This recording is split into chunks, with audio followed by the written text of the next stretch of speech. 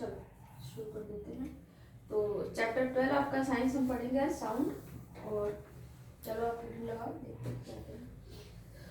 Every day we hear sound from various sources like humans, bird, bells, machines, vehicles, televisions, radios, etc. Sound is a form of energy which produces a sensation of hearing in our ears.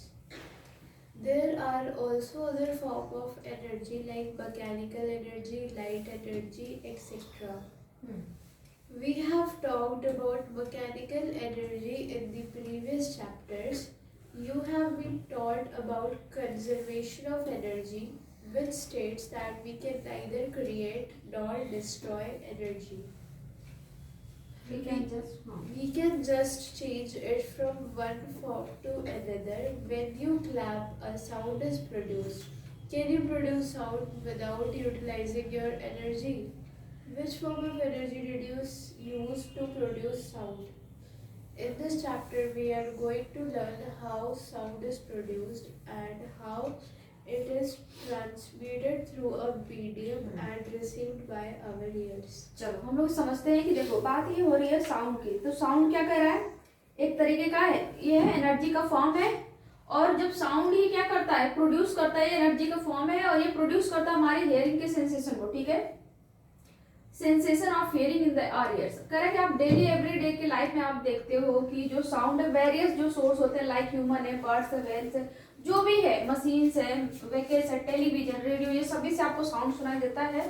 तो sound सुनाई देता है, तो sound किससे produce होता है, sound है क्या, साउंड एक तरीके की एनर्जी है, एनर्जी का फॉर्म है। और साउंड हमारे कान में क्या करता है भाई, एक तरीके का सेंसेशन प्रोड्यूस करता है। ये कह रहा है देयर आर ऑल्सो, कह रहा है other form of energy like the mechanical energy. कह रहा है कि एनर्जी का अदर फॉर्म भी होते हैं, जैसे like mechanical energy, light energy, ये सभी भी क्या है आपके एनर्जी के फॉर्म है। We have talked about the mechanical energy in the previous chapter. आप प्रीवियस चैप्टर में मैकेनिकल एनर्जी के बारे में पढ़ चुके हो। अभी जस्ट जो प्रीवियस चैप्टर हम पढ़ रहे थे ना, तो एनर्जी कितने टाइप्स की होती है, एनर्जी का भी हमने फॉर्म भी पढ़ा था। हाँ, तो आप उसमें पढ़ चुके हो। तो कह रहा है you have been thought that about the conserve, आपने पढ़ा था कि कैसे एनर्जी को हम क्या करते हैं, कंजर्व करते हैं, कैसे सेव किया जाता है। और एनर्जी इसमें बताया गया ना तो क्या होती है, डिस्ट्रॉय होती है, ना तो एनर्जी ना तो डिस्ट्रॉय की जाती है, ना तो बनाई जाती है। एनर्जी केवल फॉर्म क्या होता है, चेंज होता रहता है। और इसमें कह रहा है कि क्या आप बिना एनर्जी, मतलब क्या विदाउट एनर्जी की क्या कोई साउंड को क्या प्रोड्यूस कर सकते हो, ये चीज बोला है, इसमें पूछा क्वेश्चन। और कह रहा है इस चैप्टर में हम इसी के बारे में पढ़ने वाले हैं कि साउंड कैसे ट्रांसमिट होता है, और इसे ट्रांसमिट करने के लिए कौन कौन से मीडियम की क्या होती है, जरूरत हमें पड़ती है। ठीक है, तो आप लोगों ने क्लास 8 में भी पढ़ा होगा कि साउंड ट्रैवल करता है मीडियम में। उसके मीडियम होते हैं सॉलिड, लिक्विड, गैस, 3 मीडियम्स होते हैं जिसमें साउंड क्या होता है, प्रोड्यूस होता है। तो वही चीजें हमें क्या करना है, इसमें पढ़ना है आपको और फिर देखना है। चीजें क्लियर है?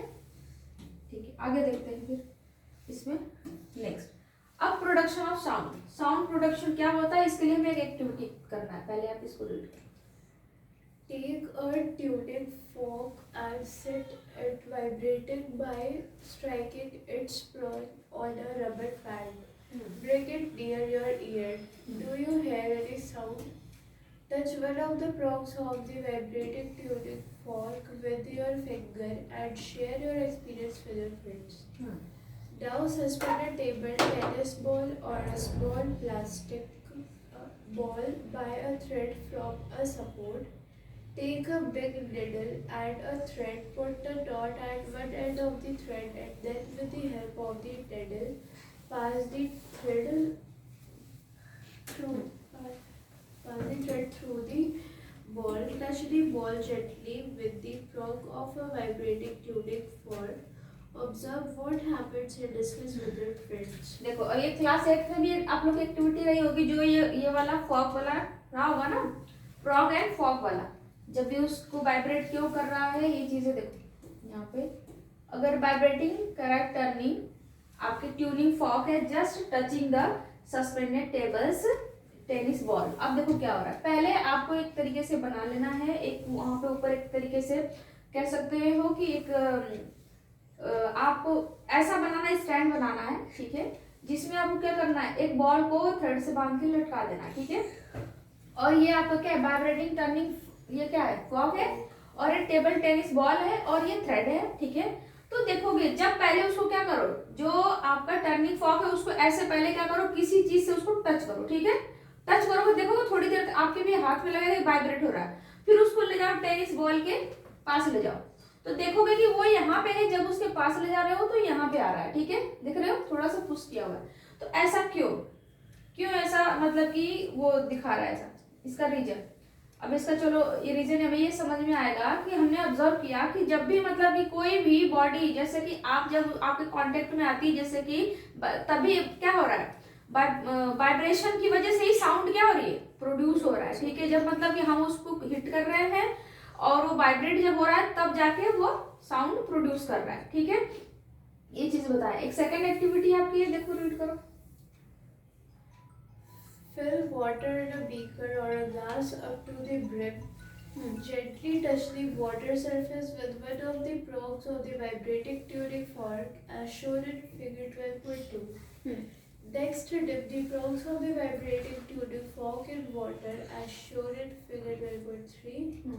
Observe what happens in both the cases. Discuss whether fits why this happened. अब इसमें क्या हो रहा है, देखो पहला क्या, आप कुछ बता सकते हो, कुछ ट्राई करते हो, कर सकते हो समझाने के लिए। एक्टिविटी में क्या दिया है, एक ग्लास को वाटर से फिल करो और जेंटली क्या करो, टच करो water surface with one of the prong of the vibrating turning fork से उसको क्या करो, टच करने के लिए बोला। पहले एक वो बीकर या फिर ग्लास भर दो पानी से, फिर जेंटली क्या करना आपको,